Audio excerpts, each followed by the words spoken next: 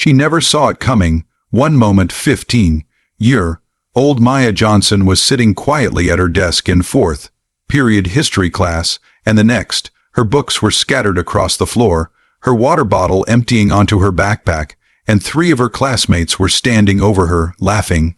But what those bullies didn't know, what they couldn't have possibly known, was that in exactly 17 minutes, someone would walk through that classroom door who would change everything. Someone who would make them wish they had never laid eyes on Maya Johnson. Someone whose very presence would turn their cruel laughter into stone, cold silence. Before we reveal exactly what happened when that door opened, we want to hear from you. Are you watching this from New York City, Los Angeles? Maybe you're tuning in from London, Manchester, or Birmingham.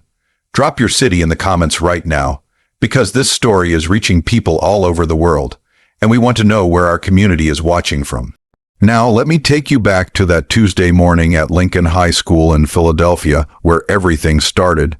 Maya Johnson had been dealing with Brittany Chen, Jake Morrison, and Sophie Williams for 6 months.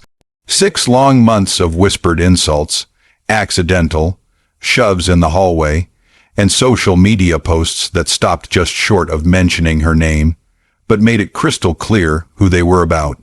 The three of them had formed their little alliance at the beginning of sophomore year, and for reasons Maya still didn't fully understand, they had decided she would be their target. She had tried everything. She had tried ignoring them, which only made them bolder.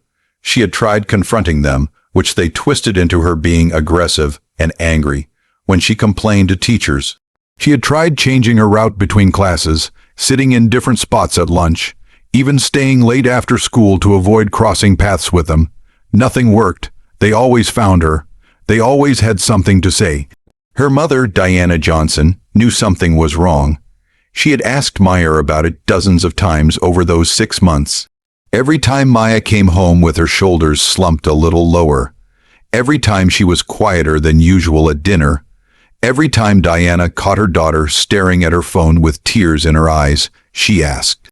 And every time Maya gave her the same answer, "I'm fine, Mom, just tired, just school stuff, nothing serious." Maya didn't want to worry her mother. Diana was a single parent working 2 jobs, morning shifts as a surgical nurse at Philadelphia General Hospital and evening consultations at a private medical practice. She was already carrying the weight of the world on her shoulders, putting Maya through a good school, keeping food on the table, making sure the rent was paid. The last thing Maya wanted was to add to that burden. So she kept the bullying to herself, convinced she could handle it, convinced it would eventually blow over. It didn't blow over, it got worse. That Tuesday started like any other day. Maya walked into Lincoln High at 7:45 in the morning, her headphones in, her eyes down, trying to make herself as invisible as possible. She made it through first period without incident. Second period was fine. Third period, she actually started to relax a little. Maybe today would be different. Maybe today they would leave her alone. Fourth period was American history with Mr. Patterson. Maya loved that class, or at least she used to, before Brittany, Jake, and Sophie had claimed the 3 desks directly behind her. Now it was 90 minutes of torture disguised as education. She could feel their eyes on the back of her head from the moment she sat down. She could hear them whispering. She knew they were planning something. Mr. Patterson was writing on the board, his back to the class, explaining something about the civil rights movement that Maya would have found deeply ironic if she weren't so focused on the threat behind her.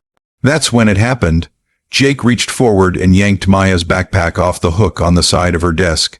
It fell to the floor with a heavy thud, and her water bottle, which hadn't been properly closed, spilled everywhere. Her books, her notebooks, her carefully organized folders all tumbled out across the grimy classroom floor. "Oh my God, Maya, you're so clumsy," Brittany said loudly, her voice dripping with fake concern. "You really need to be more careful with your stuff." A few other students turned to look. Some of them smirked. Most of them quickly looked away, grateful it wasn't happening to them. Mr. Patterson turned from the board, took one look at the situation, and sighed. Maya, please pick up your things. You're disrupting the class. She felt the heat rising in her face. The injustice of it crashed over her like a wave. She wanted to scream. She wanted to tell Mr. Patterson exactly what had happened, exactly who had done this. But she had tried that before. Teachers never seemed to actually see what Brittany, Jake, and Sophie did. They only saw Maya's reactions. So she got down on her knees and started gathering her books. Her hands were shaking. Water from the spilled bottle had soaked into some of her homework. She could feel tears threatening to break through, but she refused to let them fall. She would not give them that satisfaction. That's when Sophie kicked one of Maya's notebooks under her own desk, just out of reach. Looking for this, Sophie held up the notebook, waving it tauntingly. Maybe if you ask nicely, I'll give it back. Give it back, Sophie, Maya said quietly, her voice tight with controlled anger. What was that? I couldn't hear you. Sophie cupped her hand around her ear, performing for the audience that was now definitely paying attention. I said give it back. Maya's voice was louder now, harder. Wow, so aggressive, Jake chimed in. Why are you always so angry, Maya? Maybe that's why nobody likes you. The classroom had gone silent except for a few nervous giggles. Mr. Patterson had returned to writing on the board, either oblivious or deliberately ignoring what was happening. Maya stood up, her jaw clenched, her fists balled at her sides. For the last time, give me my notebook. Brittany stood up too, stepping directly into Maya's space. She was taller than Maya by a few inches, and she used that height now, looking down at her with a cruel smile. Or what? What are you going to do, Maya? Cry? Run to your mommy? Oh wait, your mom is too busy working all the time to care about what happens to you here. That did it. That broke something inside Maya that had been barely holding together for 6 months. She lunged forward, not really planning to do anything, just reacting to the pure rage and hurt that Brittany's words had triggered. But she didn't get far. Jake grabbed her arm, yanking her backward, and she stumbled, falling hard against her desk. The classroom erupted. Students were standing now, some pulling out their phones, others shouting. Mr. Patterson finally turned around, his face red with anger. That's enough, all of you, sit down now. Maya, Brittany, Jake, Sophie. Principal's office immediately. The walk to Principal Henderson's office was silent. Maya went first, her head high despite the tears now streaming down her face. Brittany, Jake, and Sophie followed, whispering and snickering to each other. They weren't worried. They never got in real trouble. Their parents donated to the school. They were on student council. They had perfect attendance and good grades. They knew how to play the game. Principal Henderson was a tired-looking man in his late 50s who seemed perpetually overwhelmed by the chaos of managing Lincoln High. He listened to all 4 students give their versions of events. Brittany, Jake, and Sophie spoke with perfect synchronized innocence. Maya had dropped her backpack, they said. They had tried to help her pick things up. Maya had gotten aggressive and tried to attack Brittany for no reason. They were scared. They didn't feel safe around her. Maya told the truth. She explained about the backpack being pulled off her desk, about the notebook being taken, about the months of constant harassment. She pulled out her phone to show screenshots of the social media posts, the group chats she had been excluded from, the evidence she had been quietly collecting. Principal Henderson looked at the evidence. He looked at Maya's tear-stained face. He looked at Brittany's perfect, practiced expression of victimhood, and then he made his decision. I think everyone here needs to cool down. I'm calling all of your parents to come pick you up for the rest of the day. We'll reconvene tomorrow to discuss appropriate consequences. Until then, you're all suspended. That's not fair, Maya's voice cracked. I didn't do anything wrong. They've been tormenting me for months, and you're suspending me. Maya, I understand you're upset, but physical aggression is not tolerated at this school, regardless of the circumstances. I've made my decision. He picked up the phone and started making calls. First, he called Brittany's mother, a lawyer who answered on the second ring, and immediately started questioning whether the suspension would go on her daughter's permanent record. Then he called Jake's father, a successful real estate developer who assured the principal he would handle it, but didn't sound particularly concerned. Sophie's mother answered next. already making excuses about her daughter's stress levels and how this was probably all a misunderstanding. Then he called Diana Johnson. She was in the middle of a 12-hour shift at Philadelphia General Hospital. She had been on her feet since 5 that morning, had assisted in 2 surgeries, and was looking forward to a lunch break she probably wouldn't actually get to take. When her phone rang with the school's number, her heart immediately sank. "Ms. Johnson, this is Principal Henderson at Lincoln High. I'm calling because there's been an incident involving Maya. I need you to come pick her up. She's been suspended for the rest of the day." Diana felt her blood pressure spike. Suspended? For what? There was a physical altercation in class. "I'd prefer to discuss the details in person. How soon can you get here?" She looked at her watch. She looked at the emergency room around her, the patients waiting, the other nurses already stretched too thin. She thought about the paycheck she would lose if she left her shift early. Then she thought about her daughter, and the decision became very simple. "I'll be there in 20 minutes. She hung up, found her supervisor, explained the situation, grabbed her coat, and headed for the parking lot. As she drove, her mind raced. Maya didn't get into fights. Maya was quiet, studious, careful. If there had been a physical altercation, something had pushed her to that point, something serious. Diana had been a nurse for 23 years. She had seen parents come into the emergency room with their injured children, full of explanations and excuses. She had learned to recognize the signs of abuse, of neglect, of situations where children were suffering and adults were looking the other way. She had learned to trust her instincts, and her instincts were screaming at her now that something was very wrong. She pulled into the Lincoln High parking lot at exactly 10:37 a.m. She didn't bother with the visitor sign-in at the front desk. She walked straight past the secretary, who tried to stop her, straight down the hallway toward the principal's office. Her nurse's scrubs and ID badge were still visible under her coat. She looked like someone who had just come from saving lives, because she had. And she looked like someone who was not in the mood for bureaucratic nonsense, because she wasn't. The door to the main office was open. Diana could see through the interior window into Principal Henderson's private office. She could see her daughter sitting in a chair, her face blotchy from crying, her shoulders hunched in defeat. She could see 3 other teenagers sitting across from Maya, looking smug and unbothered. She could see Principal Henderson behind his desk, looking like he wanted to be anywhere else. And that's when something shifted in Diana Johnson. She had spent 6 months listening to her daughter make excuses. She had spent 6 months watching Maya become a shadow of herself. She had spent 6 months feeling like something was wrong, but not knowing what. And now, in this moment, seeing her daughter's broken expression and those 3 smirking faces, she understood exactly what had been happening. She pushed open the door to Henderson's office without knocking. "Ms. Johnson, thank you for coming so quickly." Principal Henderson began. "Don't." Diana's voice was quiet, but it cut through the room like a scalpel. "Don't thank me, just tell me what happened." He started to explain. Physical altercation, disruption of class, unfortunate situation, all students being sent home. He used a lot of words to say very little. Diana listened. Then she turned to Maya. "Baby, tell me what really happened."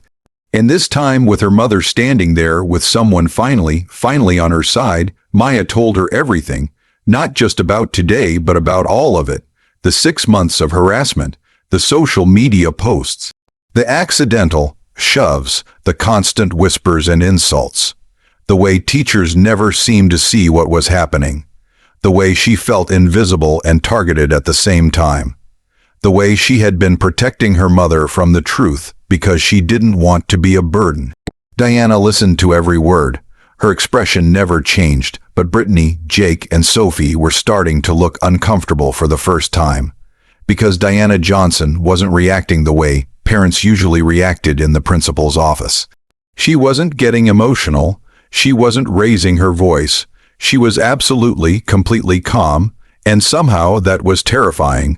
When Maya finished talking, Diana turned to Principal Henderson. Do you have security cameras in the hallways? Well, yes, but I want to see the footage from the past 2 weeks, every interaction between my daughter and these 3 students.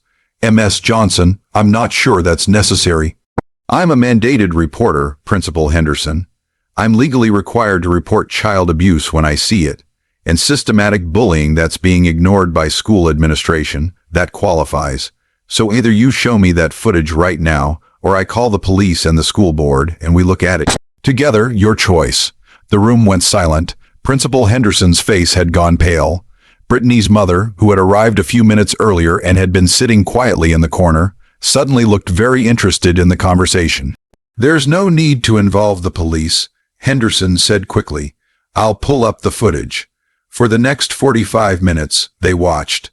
They watched Jake shoulder, check Meyer in the hallway when he thought no one was looking. They watched Sophie deliberately trip her on the stairs. They watched Brittany knock Maya's lunch tray out of her hands in the cafeteria.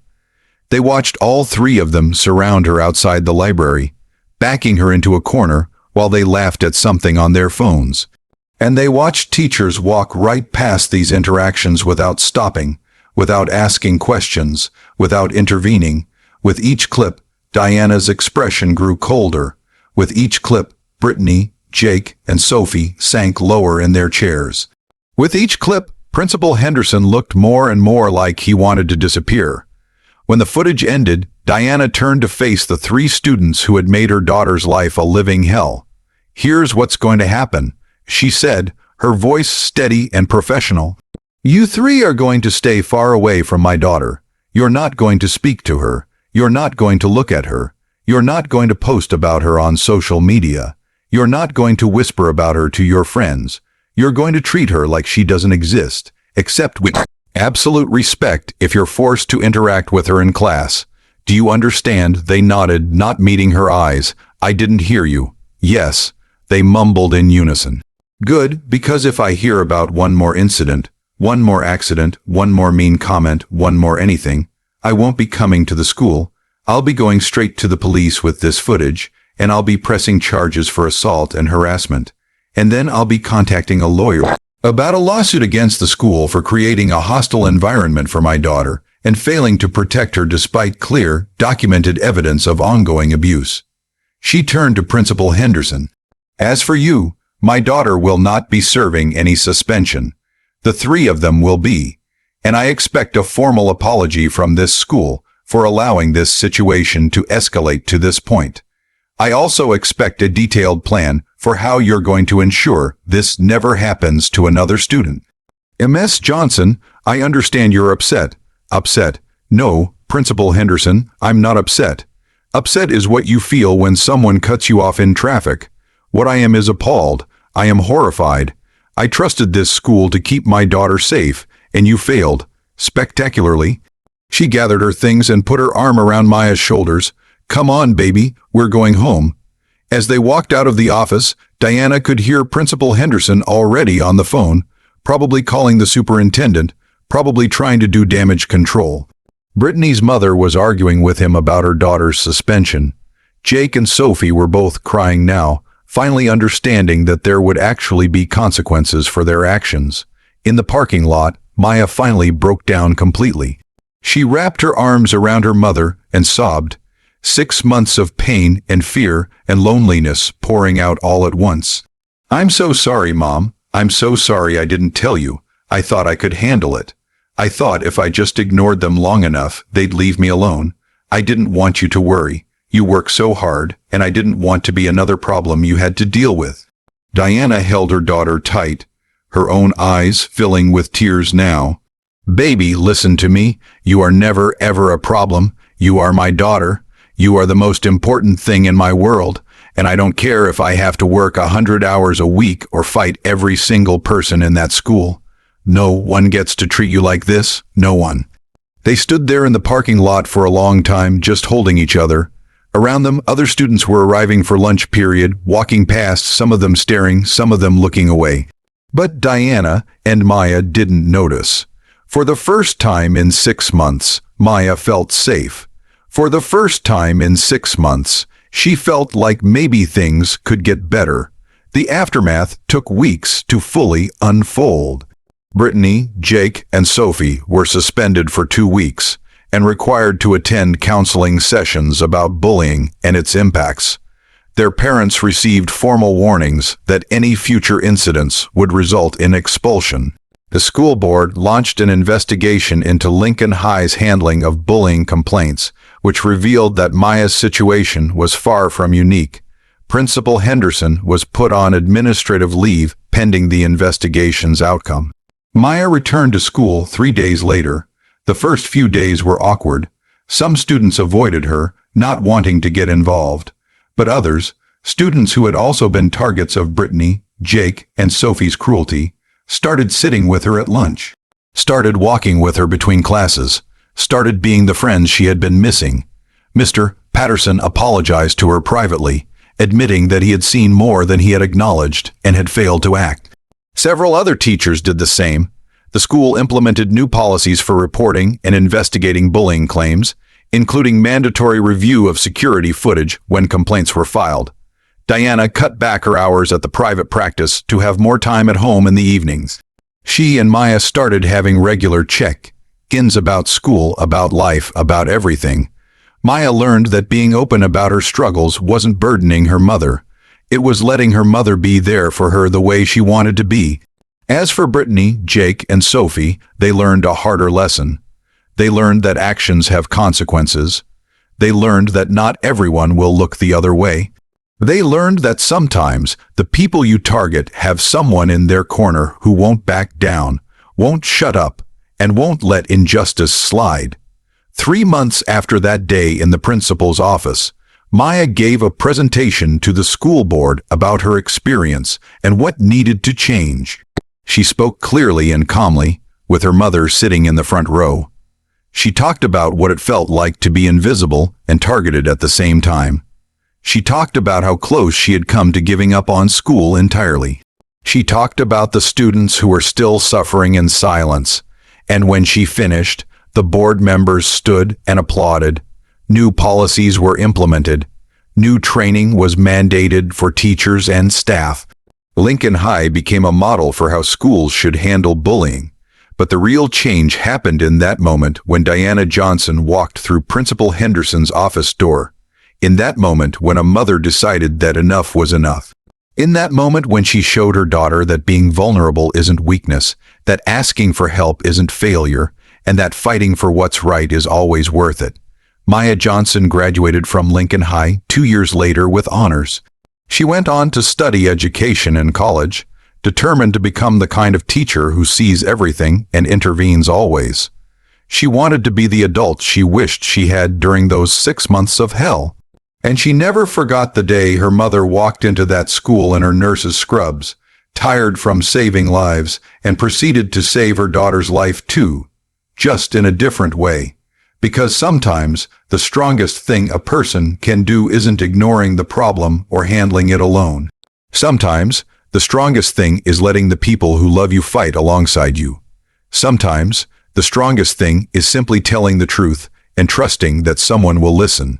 That Tuesday morning started with Maya on the floor, crying, surrounded by people who wanted to break her. It ended with her standing tall, supported by someone who would never let her fall. The bullies thought they had all the power. They thought their social status, their parents' money, their carefully crafted images would protect them from consequences. They thought Maya was alone and vulnerable and would eventually just give up or go away. They were wrong. They were wrong because they never accounted for Diana Johnson. They never imagined that the quiet girl they tormented had a mother who was a warrior in scrubs. They never considered that their cruelty would finally meet its match in a mother's fierce, uncompromising love. That's the day everything changed at Lincoln High. Not because of new policies or investigations or suspensions. Those helped certainly, but the real change came from a simple truth. You don't mess with someone's child and expect to walk away unscathed. Not when that child has a mother like Diana Johnson. The bullies slammed a black girl in class. They laughed, they thought they had won. Then they saw her mother arrive, and everything they thought they knew about power, about consequences, about getting away with cruelty, all of it crumbled in the face of a mother who refused to let her daughter suffer alone anymore. If this story resonated with you, if you've ever been that student or known that student or been that parent, drop a comment below. Share your city, share your story, share what you think needs to change in our schools. Because Maya's story isn't unique. It's happening right now in schools all over the world, and it only stops when we decide to stop looking away.